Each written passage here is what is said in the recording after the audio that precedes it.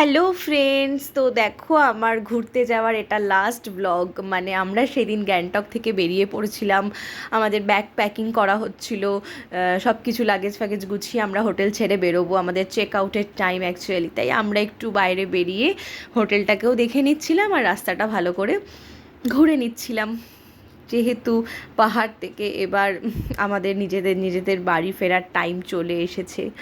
তো দেখো আমরা অলরেডি লেট, মানে রেডি হয়ে গেছি, মনটা খারাপ ছিল, পাহাড় থেকে বাড়ি ফিরে যেতে হবে, কিছু করার নেই। তো দেখো এটা আমার রুম থেকে ভিউ ছিল, মানে আমি যে রুমটাতে ছিলাম গ্যাংটকে সেখান থেকে এটা ভিউ, মানে জানলা খুললে এরকম পাহাড়, একটা সুন্দর ব্যাপার, মানে কি বলবো।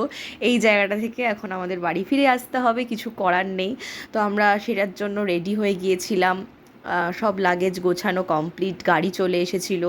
তো আমরা সব রেডি হয়ে ব্রেকফাস্টের জন্য চলে গিয়েছিলাম। তো ব্রেকফাস্ট দেখো এখানে চা কফি রেডি ছিল, চা কফি খেয়ে নেবার পরে এখানে বুফেতে অনেক কিছু ছিল, ব্রেড স্যান্ডউইচ ছিল, জ্যাম পাউরুটি ছিল, লুচি তরকারি ছিল, তারপরে পোহা ছিল, চিড়ের পোলাও। ব্রেকফাস্টের টেস্ট খুব সুন্দর ছিল, আমরা সব সাজিয়ে গুছিয়ে প্লেটে নিয়ে খেয়ে নিয়েছিলাম। দেখতেই পাচ্ছ আমার প্লেট রেডি, আরও সবাই আমরা বসে গল্প করতে করতে ব্রেকফাস্ট কমপ্লিট করে নিয়েছিলাম। তো ব্রেকফাস্ট করে আমরা হোটেল ছেড়ে চেক আউট করে বেরিয়ে গেলাম। আমরা এখন পাহাড় থেকে আস্তে আস্তে নিচে নামছি, মানে আমরা যাচ্ছি শিলিগুড়ির পথে। তো মন তো খারাপ লাগছিল, বাট তাও আমরা ওই টাইমটাও এনজয় করছিলাম, যেহেতু আমরা সবাই গেছিলাম, ফ্যামিলির প্রত্যেকে ছিল।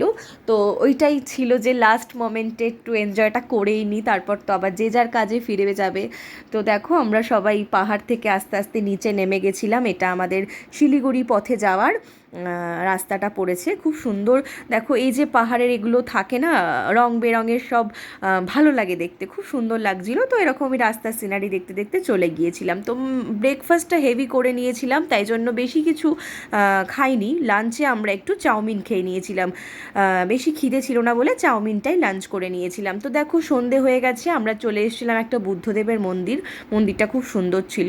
তারপরে আমরা শিলিগুড়ি যেতে যেতে সন্ধেই হয়ে গিয়েছিল। আমরা যেহেতু 13 জন ছিলাম তাই আমরা ট্রেনে করে গিয়েছিলাম, তোমরা দেখতেই পেয়েছো আমার সেটা ফার্স্ট ব্লগে। কিন্তু আসার সময় আমরা ট্রেনে করে ফিরতে পারিনি, বিকজ আমরা টিকিট পাইনি, 6 জনের টিকিট কনফার্ম ছিল না। তাই আমাদের টিকিট ট্রেনের ক্যান্সেল করে আমরা বাসের টিকিট কেটেছিলাম। বাসটা কিন্তু দারুণ ছিল, বাসের জার্নিটাও খুব সুন্দর ছিল। আর একটা, মানে কি বলবো, বাসের জার্নিটা অতিরিক্ত বেশি হয়ে গিয়েছিল বাসের টাইমিং লেট হওয়ায়। তো দেখো আমরা বাস থেকে মানে গাড়ি থেকে নেমেই আবার সন্ধেবেলা একটু মোমো খেয়ে নিয়েছিলাম, আর শিলিগুড়ির হংকং মার্কেটে চলে গিয়েছিলাম ঘুরতে। আমাদের বাস এখানে রেডি, বাস আসার আগে আমরা শিলিগুড়িতে নেমেছিলাম, তো নেমে একটু হংকং মার্কেটে ঘুরতে চলে গেছিলাম, মার্কেটটার ভিডিও করা হয়নি। তো মার্কেট থেকে এসে আমরা মোমো খেয়ে বাসের জন্য রেডি হয়ে গিয়েছিলাম। বাস তো এসে গেছে, দেখতে পাচ্ছ বাসের ভেতরটা কি সুন্দর, ওপরে স্লিপার সিট, নিচে আছে এসি বাস, মানে একটা দারুণ।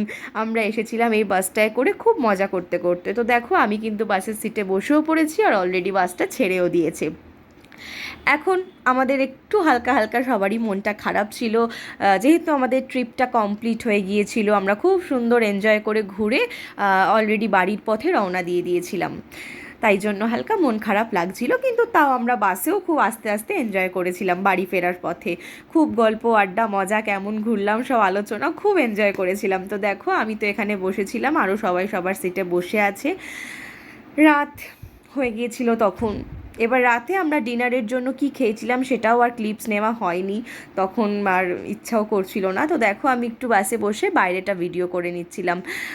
শিলিগুড়ি থেকে এটা বাসটা ছেড়েছিল, একদম বাড়ির বাগুইআটিতে এসে নামিয়েছিল। খুব ভালোই লেগেছিল জার্নিটা, যেহেতু বাসটা লেট করেছিল তাই আমাদের একটা দিন আর একটা ট্রিপ হয়ে গেছে। মানে বাসটা আমাদের নামানোর কথা ছিল বৃহস্পতিবারে, সেটা ছিল ভোরবেলা, কিন্তু নামিয়েছে দুপুরবেলা, মানে পুরো 10 ঘন্টা লেট ছিল বাস। মানে ক্যান ইউ ইম্যাজিন, 10 ঘন্টা লেট, 2 ঘন্টা 3 ঘন্টাও না, 10টা ঘন্টা বাস লেট ছিল। তো আমাদের চোখ মুখের অবস্থা দেখতেই পাচ্ছ, খুবই খারাপ ছিল।